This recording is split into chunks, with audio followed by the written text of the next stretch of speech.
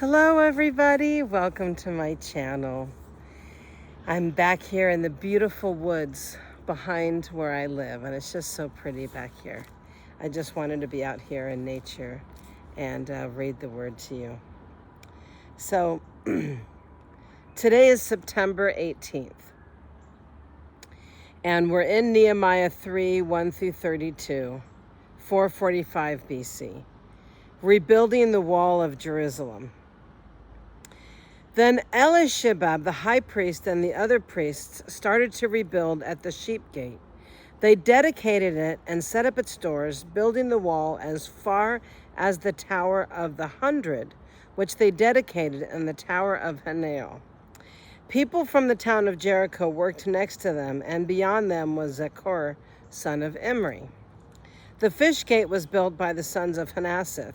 They laid the beam, set up its doors, and installed its bolts and bars.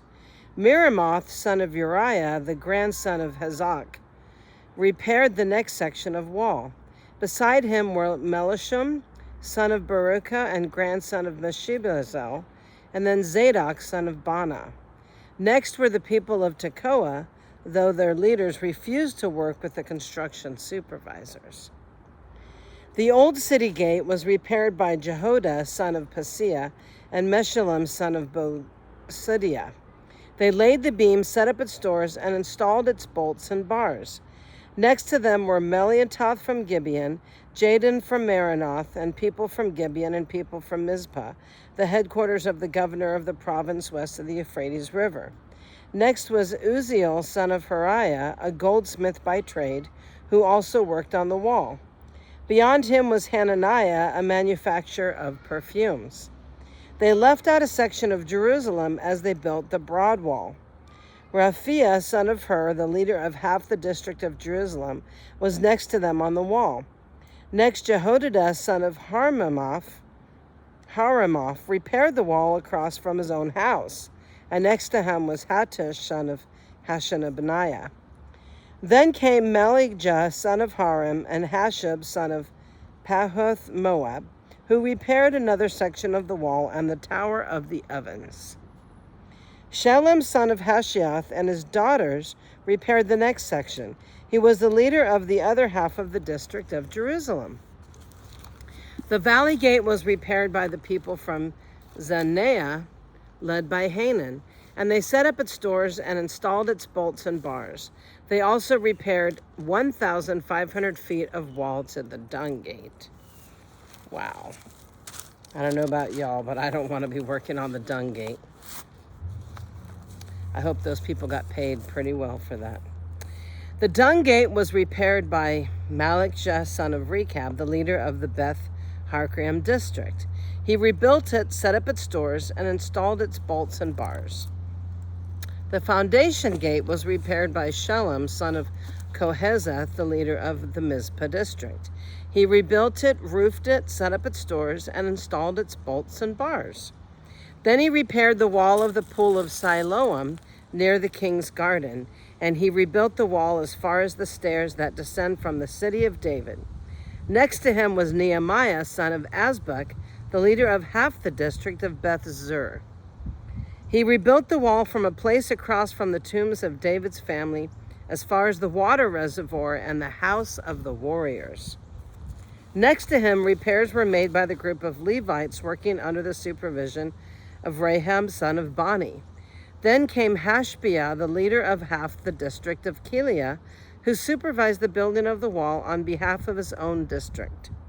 Next down the line were his countrymen led by Benaiah, son of Hanadad, the leader of the other half of the district of Keilah. Next to them, Ezer, son of Jeshua, the leader of Mizpah, repaired another section of wall across from the ascent to the armory near the angle in the wall. Next to him was Barak, son of Zabiah, who zealously repaired an additional section from the angle to the door of the house of Elishib, the high priest. Miramoth, son of Uri, the grandson of Hakoaz, rebuilt another section of the wall, extending from the door of Elishib's house to the end of the house. The next repairs were made by the priests from the surrounding region. After them, Benjamin and Hasabah repaired the section across from their house, and Azariah, son of Manasseh and grandson of Ananiah, repaired the section across from his house. Next was Benaniah, son of Henadad, who rebuilt another section of the wall from Azariah's house to the angle in the corner. Palala, son of Uzziah, carried on the work from a point opposite the angle and the tower that projects up from the king's upper house beside the court of the guard. Next to him were Pedaiah, son of Perush, with the temple servants living on the hill of Ophel, who repaired the wall as far as a point across from the water gate to the east and the projecting tower. Then came the people of Tekoa, who repaired another section across from the great projecting tower and over to the wall of Ophel. Above the horse gate, the priests repaired the wall, and each one repaired the section immediately across from his own house. Next, Zadok, son of Immer, also rebuilt the wall across from his own house, and beyond him was Shemaiah, son of Shechaniah, the gatekeeper of the east gate. Next, Hananiah, son of Shaliah, and Hanan, the sixth son of Zaphaph, repaired another section, while Meshullam, son of Baruchah, rebuilt the wall across from where he lived. See, doesn't that sound nice? If everybody repaired their fence or the section that's across from their house or next to their house, our neighborhoods would look so much better, wouldn't they? If everybody did their part.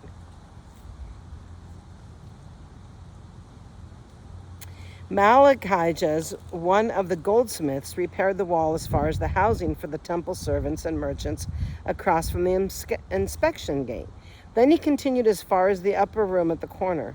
The other goldsmiths and merchants repaired the wall from the corner of the sheep gate.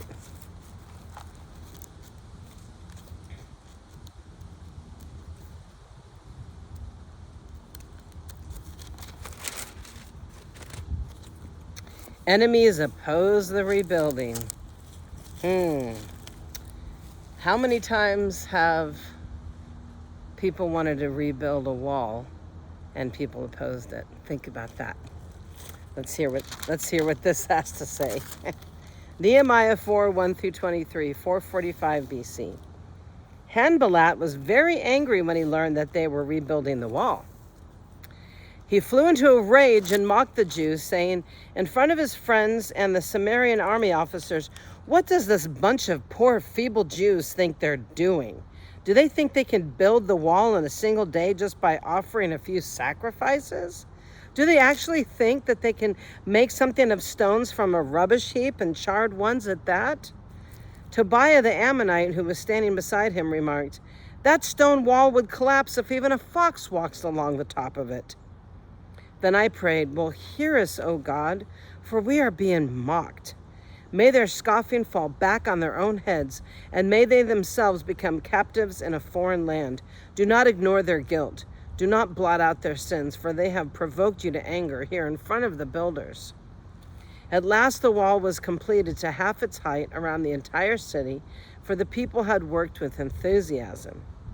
But when Sanballat and Tobiah and the Arabs, Ammonites and Ashdodites, heard that the work was going ahead and that the gaps in the wall of Jerusalem were being repaired, they were furious. They all made plans to come and fight against Jerusalem and throw us into confusion. But we prayed to our God and guarded the city day and night to protect ourselves. Then the people of Judah began to complain. "The workers are getting tired, and there is so much rubble to be removed. We will never be able to build the wall by ourselves." Meanwhile, our enemies are saying, "Before they know what's happening, we will swoop down on them and kill them and end their work." So the Jews who lived near the enemy came and told us again and again, "They will come from all directions and attack us." So I placed armed guards behind the lowest parts of the wall in the exposed areas. I stationed the people to stand guard by families, armed with swords, spears, and bows. Then I looked over the situation. I called together the nobles and the rest of the people and said to them, "Don't be afraid of the enemy. Remember the Lord who is great and glorious, and fight for your brothers, your sons, your daughters, your wives, and your homes." When our enemies heard that we knew of their plans and that God was feared and frustrated with them, we all returned to our work on the wall. But from then on, only half my men worked while the other half stood guard with spears, shields, bows, and coats of mail. Think of how much faster they could have gotten it done if they didn't have to defend themselves. You know, imagine having to have half of your workers defend what you're doing just so you could finish doing it. The leaders stationed themselves behind the people of Judah who were building the wall. The laborers carried on their work with one hand, supporting their load, and one hand holding a weapon. All the builders had a sword belted to their side. The trumpeter stayed with me to sound the alarm. Then I explained to the nobles and officials and all the people, the work is very spread out, and we are widely separated from each other along the wall. When you hear the blast of the trumpet, rush to wherever it is sounding. Then our God will fight for us. We worked early and late from sunrise to sunset, and half the men were always on guard. I also told everyone living outside the walls to stay in Jerusalem. That way they and their servants could help with guard duty at night and work during the day. During this time, none of us, not I nor my relatives nor my servants, nor the guards who were with me, ever took off our clothes. We carried our weapons with us at all times, even when we went for water. Can you imagine that? Just going to get some water and carrying your weapon with you and not even taking off your clothes? Wow. 445 BC, Nehemiah 5, 1-13. Nehemiah defends the oppressed. About this time, some of the men and their wives raised a cry of protest against their fellow Jews. They were saying, "We have such large families, we need more food to survive." Others said, "We have mortgaged our fields, vineyards, and homes to get food during the famine." And others said, "Well, we had to borrow money on our fields and vineyards to pay our taxes. We belong to the same family as those who are wealthy, and our children are just like theirs. Yet we must sell our children into slavery just to get enough money to live. We have already sold some of our daughters, and we are helpless to do anything about it, for our fields and vineyards are already mortgaged to others." Oh my gosh. Can you imagine? And here we have more than enough food to eat, and people are having to do that with their children just so they can survive. That's awful. When I heard their complaints, I was very angry. After thinking it over, I spoke out against these nobles and officials, and I told them, "You are hurting your own relatives by charging interest when they borrow money." Then I called a public meeting to deal with the problem. At the meeting, I said to them, "We are doing all we can to redeem our Jewish relatives who have had to sell themselves to pagan foreigners, but you are selling them back into slavery again. How often must we redeem them?" And they had nothing to say in their defense. Then I pressed further, "What you're doing is not right. Should you not walk in the fear of our God in order to avoid being mocked by enemy nations? I myself, as well as my brothers and my workers, have been lending the people money and grain, but now let us stop this business of charging interest." Yes. Wouldn't that be great if credit card holders, mortgage lenders, nobody charged interest, if they would just follow the Bible?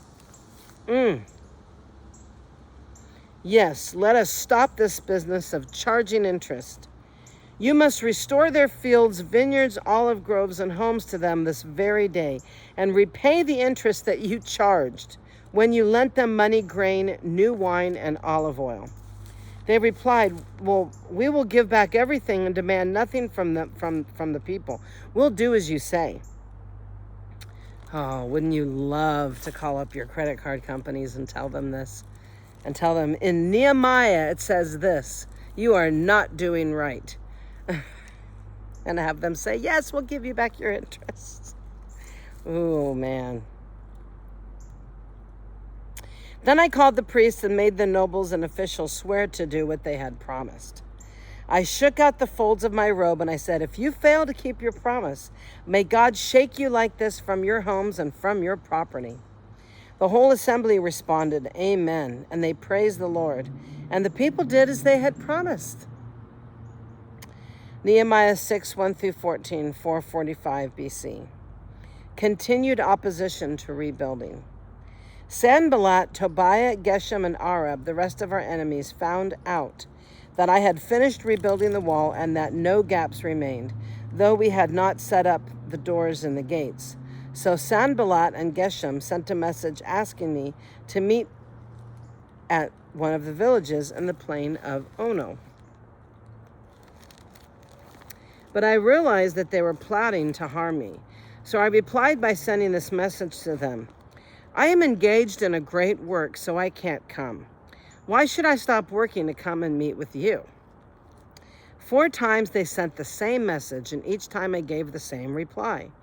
The 5th time, Sanballat's servant came with an open letter in his hand, and this is what it said. There is a rumor among the surrounding nations, and Geshem tells me it is true that you and the Jews are planning to rebel, and that is why you are building the wall. According to his reports, you plan to be their king. He also reports that you have appointed prophets in Jerusalem to proclaim about you. Look, there is a king in Judah. You can be very sure that this report will get back to the king, so I suggest that you come and talk it over with me. I replied, there is no truth to any part of your story. You are making up the whole thing. They were just trying to intimidate us, imagining that they could discourage us and stop the work. So I continued the work with even greater determination. Like, hey, dude, you're not going to sway me with your lies and your stories. You think I'm going to stop? Nope, I'm going to work even harder. I love it. Later, I went to visit Shemaiah, son of Deliah and grandson of Methabil, who was confined to his home. He said, let us meet together inside the temple of God and bolt the doors shut. Your enemies are coming to kill you tonight. But I replied, should someone in my position run from danger? Should someone in my position enter the temple to save his life? No, I'm not going to do it. I realized that God had not spoken to him, but that he had uttered this prophecy against me because Tobiah and Sanballat had hired him. Sanballat has got a serious problem. They were hoping to intimidate me and make me sin. Then they would be able to accuse and discredit me. See, the Bible says to be as wise as serpents and as gentle as doves. To know what your enemy is doing and to pay attention. The Sanballat guy needs some serious help. Remember, oh my God, and all the evil things that Tobiah too, and Sanballat have done. And remember Noadiah the prophet and all the prophets like her who have tried to intimidate me. Nehemiah 6:15, 7 through 3, 445 BC. The builders complete the wall. Yay! Soon on October 2nd, the wall was finished, just 52 days after we had begun. Trump tried to build the wall. Imagine if he was able to get it done the same way these guys did it. When our enemies and the surrounding nations heard about it, they were frightened and humiliated.